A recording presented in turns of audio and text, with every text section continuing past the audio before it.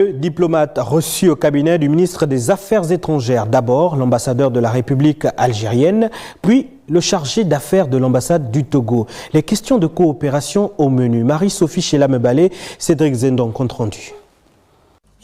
Journée chargée pour Michel Régis Oulangandéaï, ministre des Affaires étrangères, qui a reçu dans un premier temps l'ambassadeur de la République algérienne démocratique et populaire. Le tête-à-tête entre les deux personnalités a porté essentiellement sur les questions palestiniennes et du Sahara marocain. Sur cet aspect, le ministre a réaffirmé la position du Gabon tout en rappelant la solution du secrétaire général de l'ONU. Vérifier, monsieur le ministre, sur la situation à Alger, sur les élections qui viennent d'avoir lieu à Alger et la victoire du président sortant, son excellence Abdelmadjid Tebboune.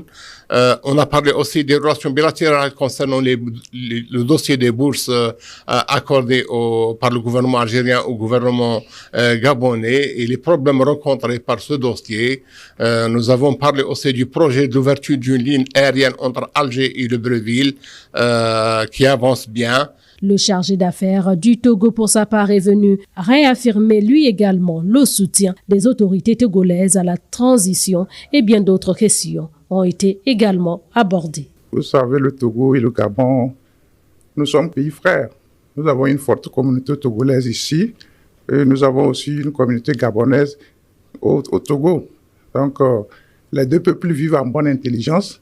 Il fallait que je vienne lui présenter mes civilités et voir comment on peut améliorer ce qui peut l'être dans les relations.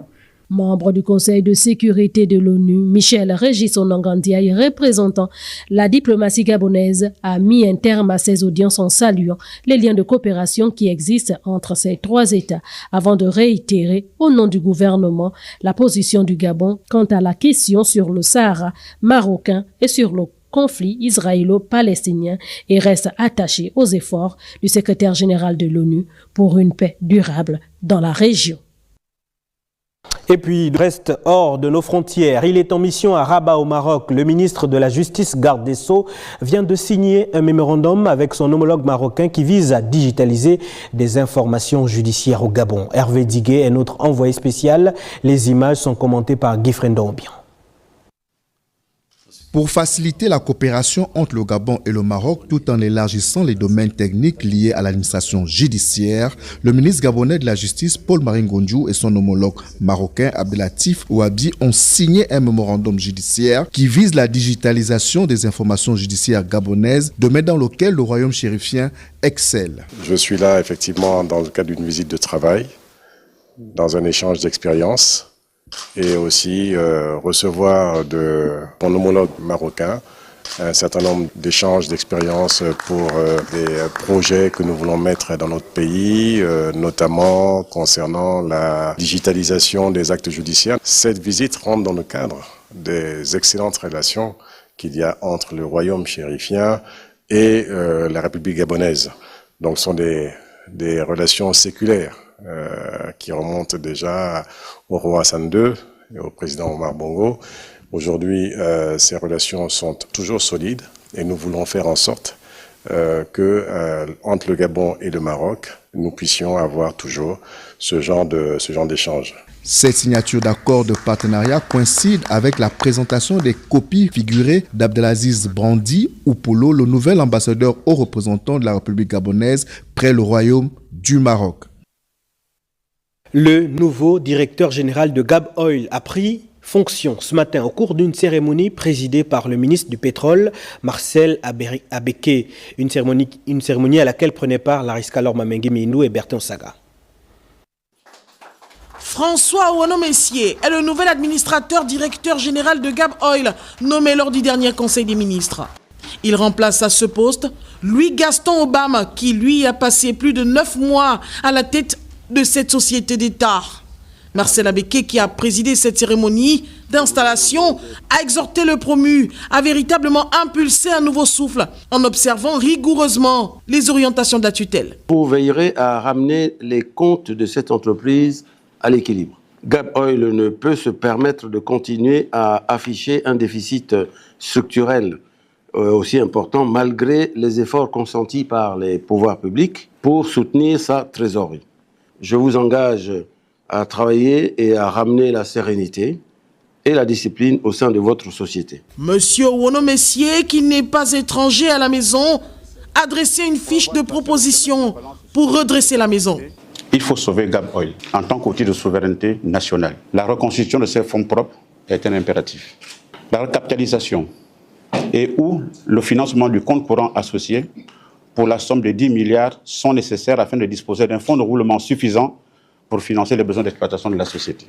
Créé en juillet 2017, dans le but de marquer la présence d'une société d'État dans l'aval pétrolier, 7 ans plus tard, cet opérateur public peine à prendre son envol au regard de ses résultats, pas très réluisants au fil des années. C'est donc un challenge pour le nouveau manager attendu au pied du mur. La société de microfinance Samba Assurance vient d'être inaugurée par le ministre de l'économie et des participations. Suivons les temps forts de cette cérémonie avec Rita Bogondon et Marie-Thérèse Kassa.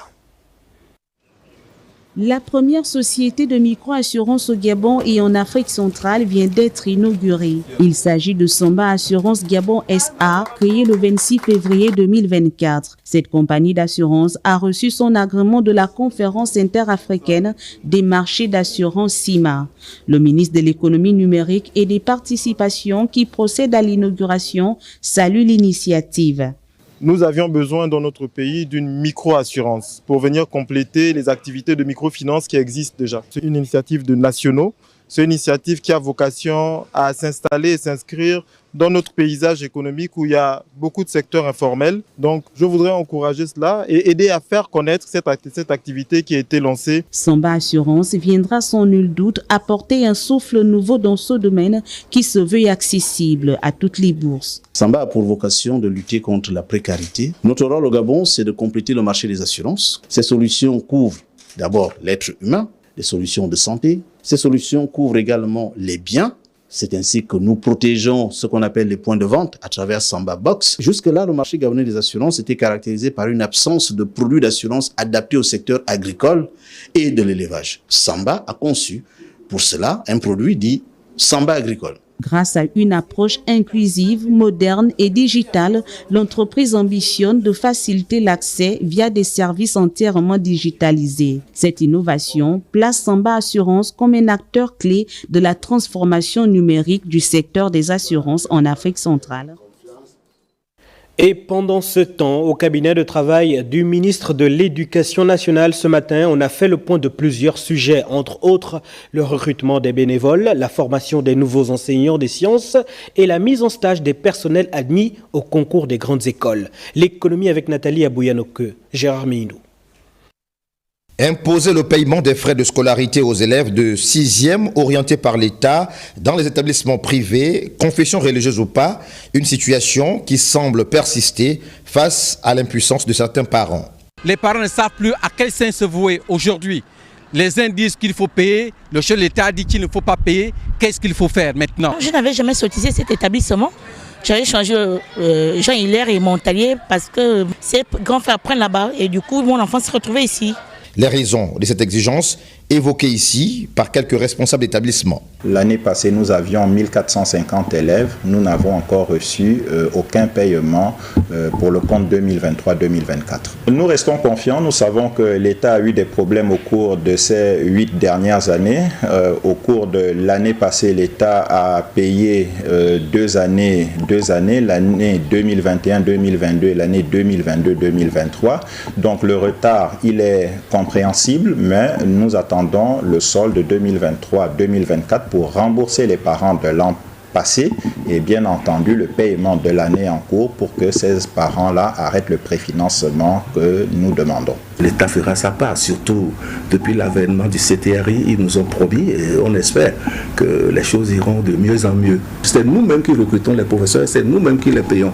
Et nous n'avons pas le droit de manquer de professeurs. Nous avons tous les enseignants de la 6e en terminale dans toutes les disciplines. Le gouvernement va-t-il réagir face à cette situation qui désoriente la plupart des parents dans le pays? À quelques jours de la fin de la première phase de la formation pédagogique des 900 nouveaux enseignants des sciences, L'heure est à la mise en place des mécanismes d'intégration de ces derniers. Le Premier ministre, chef du gouvernement, nous a donné des instructions très claires avec le ministre de la fonction publique et le ministre du budget avec qui nous travaillons. Ces 900 qui partent seront d'abord des pré-salariés parce que la formation, elle dure 2 ans. À Libreville, il n'y a que le tronc commun qui se fait, les questions surtout d'éthique et de déontologie, de pédagogie. Mais nous avons 2 ans pour les observer. Et cette formation-là se fait à la fois en situation de classe, mais également l'enseignement à distance dans le cadre de la formation continue que nous surveillons. Ce tour de table au cabinet du ministre de tutelle a aussi permis d'évoquer la situation des bénévoles. Nous avons également la question des bénévoles qui sont nombreux, notamment à l'intérieur du pays. Nous devions faire cette formation initialement pendant les vacances, mais nous nous sommes rendus compte que les listes qui avaient été envoyées au ministère étaient contradictoires entre ceux qui sont en situation de classe et ceux qui ne le sont pas. Donc ça nécessite à notre niveau de travailler de manière un peu plus approfondie avec le DCRH, avec la DGSEN, pour savoir si les listes sont conformes. Le programme de formation, il est bouclé. La semaine prochaine, nous avons une équipe qui va partir avec l'inspection générale des services pour la 4e et la 5e année, parce que nous avons des nouveaux manuels pour que nous puissions à la fois faire la formation des bénévoles, mais faire aussi la formation sur les nouveaux manuels. Avec plus de 800 agents admis en stage, le ministère de l'Éducation nationale a désormais une visibilité quant aux affectations des personnels. Alors, en ce qui concerne les affectations et les mutations, nous avons accusé un retard du fait de l'organisation du concours interne. Et en début de semaine prochaine, nous aurons à la fois les planches des affectations et des mutations, parce que ceux qui sont admis au concours également créent des vides. Il faut pouvoir les combler. La rencontre s'est achevée par plusieurs directives à l'endroit de l'administration centrale, notamment la direction centrale des ressources humaines, en vue de la mise en œuvre de ces mesures internes. Bientôt, un partenariat avec des Italiens qui vont accompagner le Gabon dans le secteur de la formation professionnelle. Et pour préparer cela, une rencontre s'est tenue entre le directeur général de l'Agence nationale de formation et d'enseignement professionnel et ses collaborateurs. Bienvenue Nelkem, Pierre Claver est là le point. Avec pour but de former gratuitement les Gabonais dans les secteurs de l'ingénierie civile, des énergies renouvelables, photovoltaïques, des télécommunications et de l'informatique, autour de Leandre Anuekiki, les directeurs des centres et les partenaires italiens pour la mise en place d'une convention cadre en prélude à une signature de partenariat. C'est très important pourquoi l'informatique, le biomédical, nous travaillons pour le monde. L'évolution ici en Gabon. Effectivement, oui, le besoin de formation se présente, le besoin de coopération se présente et nous pensons que par ce partenariat, il y aura une plus-value dans nos différents centres en termes de formation, en termes de qualité de formation et en termes de renforcement des capacités des formateurs. Le directeur général de l'Agence nationale de formation et d'enseignement professionnel, très touché par l'intérêt que porte la société Engineering Box à l'enseignement professionnel au Gabon. Je crois que les partenaires italiens nous offrent une opportunité idoine qui nous permettra de pouvoir faire évoluer nos différents centres de formation professionnelle. La formation professionnelle est un leitmotiv pour le développement économique d'un pays. Et nous y sommes. Nous pensons que nous suivons avec beaucoup de précision les directives qui nous ont été données par les plus hautes autorités de la République, dont le président de la transition, président de la République, chef de l'État, son Excellence le général de brigade, Brice Clotaire Oligui Nguema.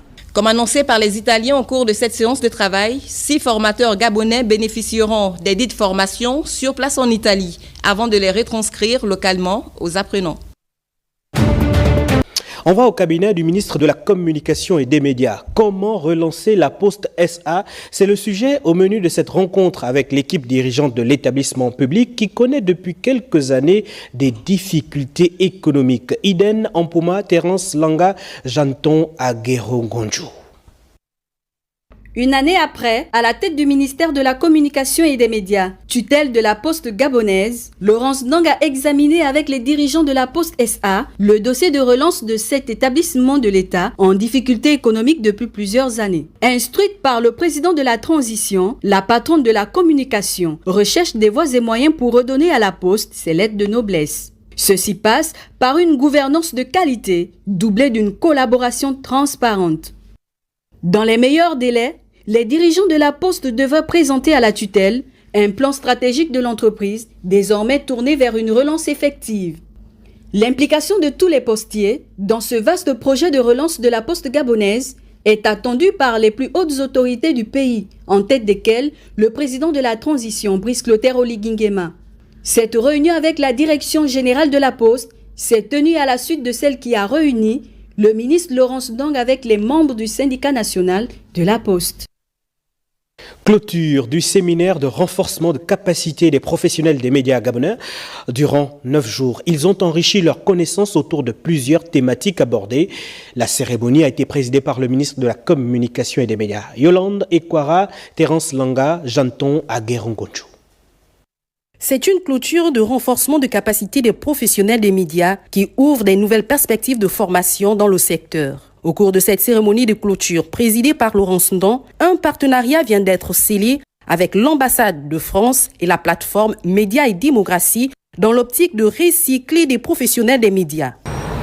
Cette formation est à l'initiative du ministère de la Communication et des Médias.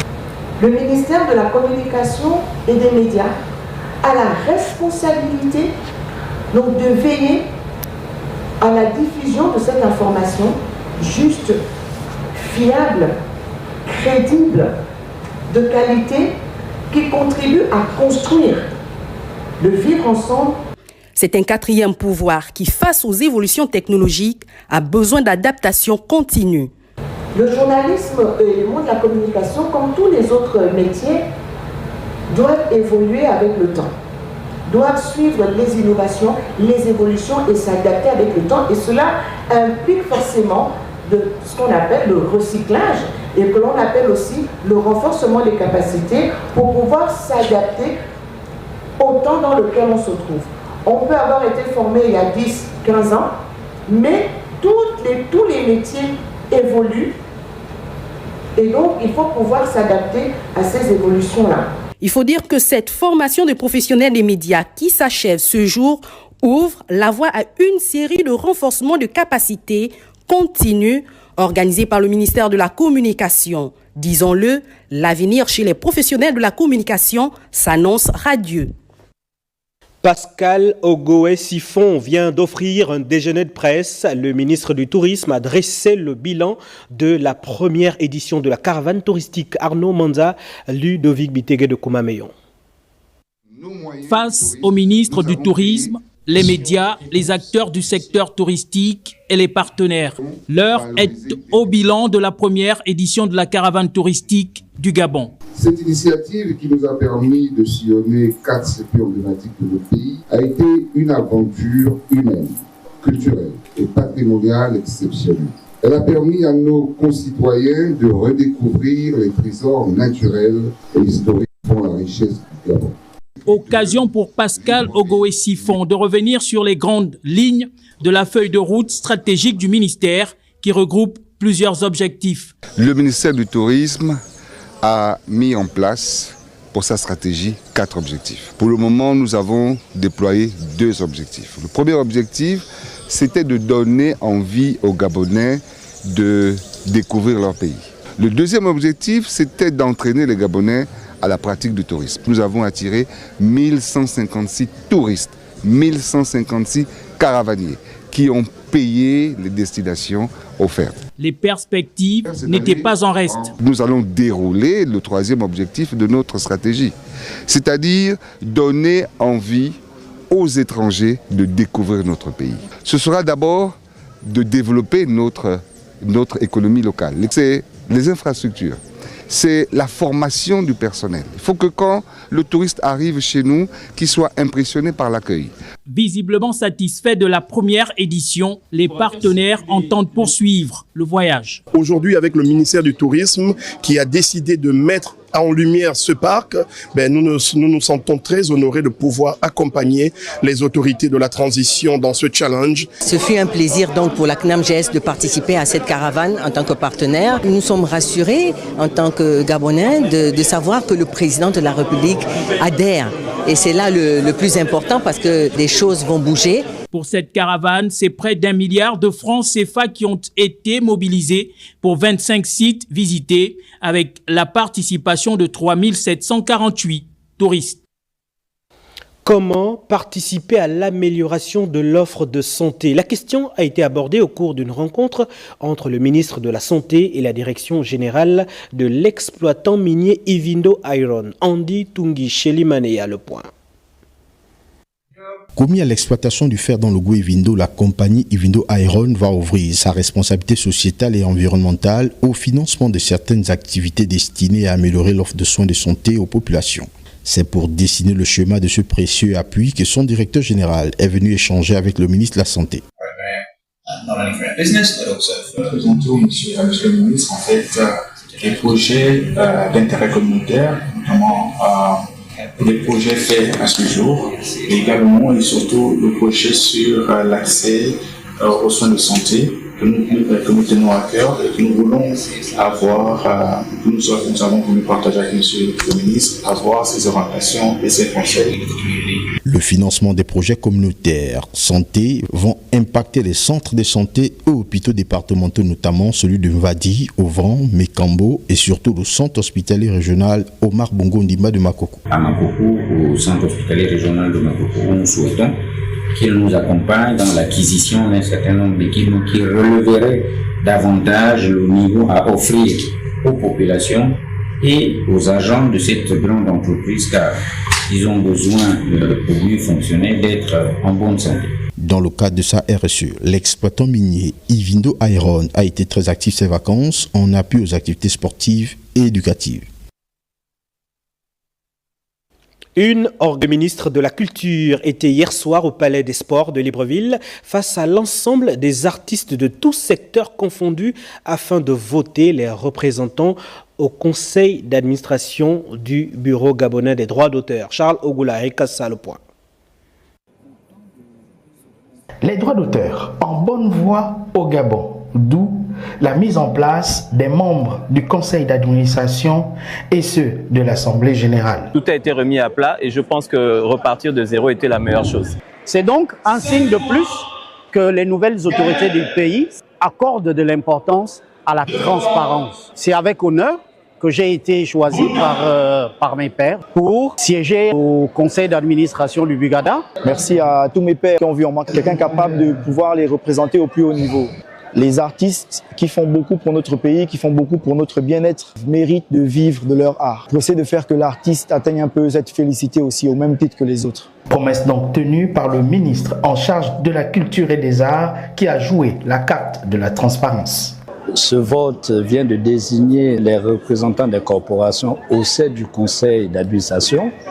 Le renouveau, c'est celui des textes que nous venons d'être adoptés par les deux chambres du Parlement, le statut des artistes, mais également les droits d'auteur. Sans le conseil d'administration, on ne peut pas régler les problèmes de droits d'auteur. Nous avons déjà nommé le président du conseil d'administration. Dans quelques jours, un conseil d'administration sera donc convoqué pour lancer le processus pour qu'enfin l'artiste gabonais vive de son art.